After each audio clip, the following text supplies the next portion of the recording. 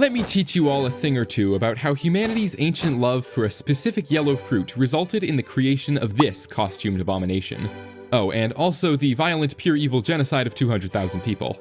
I'd like to say that I'm joking and neither of those things ever happened, but they did. It all started on the island of New Guinea about 10,000 years ago, when wild bananas were first domesticated by the Papuan natives. Over the next several thousand years, traders and travelers carried bananas all over the place, including India, Africa, and Polynesia over there. It's now 327 BC, and this guy, named Alexander the Great, has decided to invade India to expand his empire. While he was there, he discovered some bananas for himself. He thought the things were pretty cool, so he brought them back to Europe with him, thus introducing bananas to the Western world for the first time in history. It's the 1500s now, and some Portuguese dudes have found some bananas growing on the Atlantic coast of Africa. They brought them to the Canary Islands, as one does, and started cultivating them. From there, they were finally taken by a Spanish missionary named Juan Ponce de Leon straight to the Americas, and thus, Juan began the banana shenanigans. So, that was about 12,000 years of history summed up into 1 minute of yapping. And now, it's time to get into the interesting stuff. Welcome to America in the 1800s. Please allow me to introduce to you a few characters who will play important parts in the upcoming saga.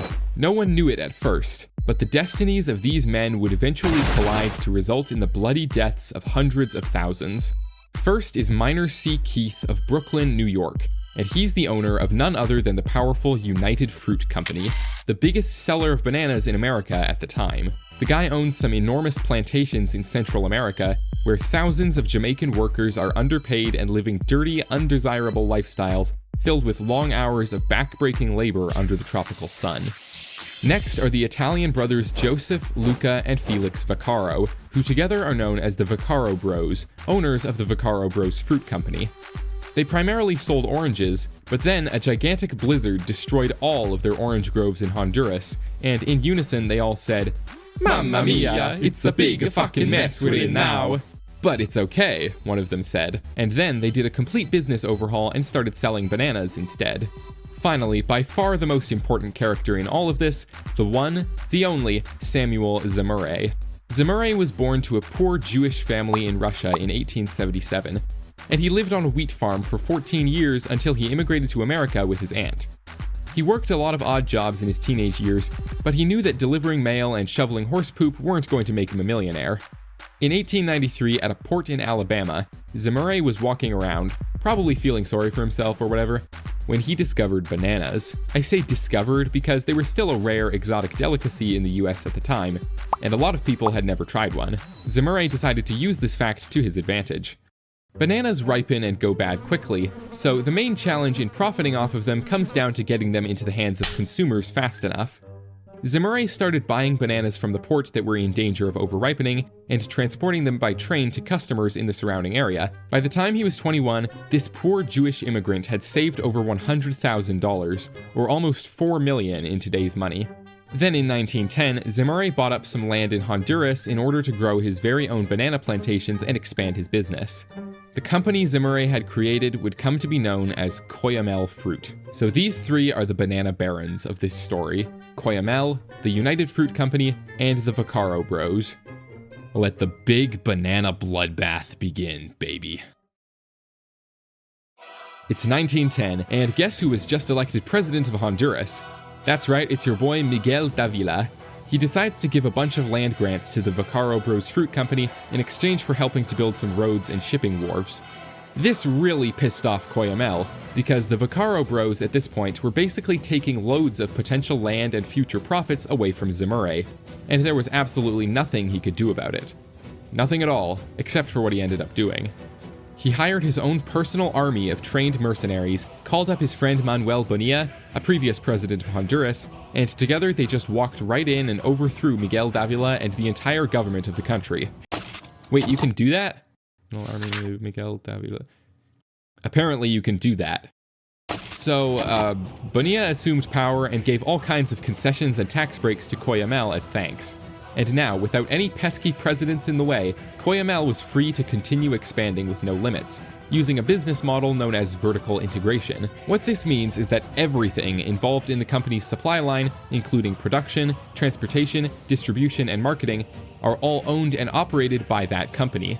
It got to the point that pretty much every bit of modern infrastructure in many Central American countries was owned by the banana companies, and the lives of every citizen were dedicated to the growth and sale of bananas, and thus the banana republics were forged. But then 1929 happens, and that means it's time for the Great Depression. Get it? Because everyone's depressed? Because of the economic crisis? All kinds of complicated business stuff happens. Guatemala is bought out by United Fruit, and Samuel Zemurray retires, but then he comes back immediately and becomes the CEO of the whole thing, somehow. Oh hey, something's happening in Guatemala. Look at that, it's our boy Jorge Ubico Castañeda, and he was just elected president. In a rigged election in which he was the only candidate. That's pretty suspicious. I hope it's not a sign of any corrupt activity. Oh. He's actually just a ruthless, oppressive dictator, and he openly compares himself to Adolf Hitler. That explains it. He fully supports the banana companies exploiting thousands of workers for their own profit? Yeah, that makes sense. None of the banana companies lead any revolutions or coups against this guy, obviously, because they're working together to make native people miserable and spread banana love to the world. That is until 1944, when the people of Guatemala are finally fed up with this jackass. They lead an uprising against him, which actually works.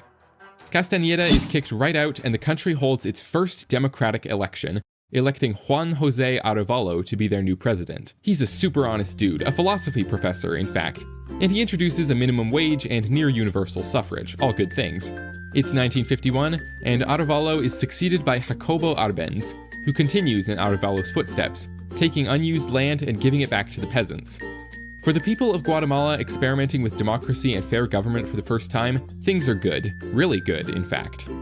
For the banana companies, however, things are going rotten. With the new minimum wage laws, they're required to actually pay their employees a somewhat reasonable rate.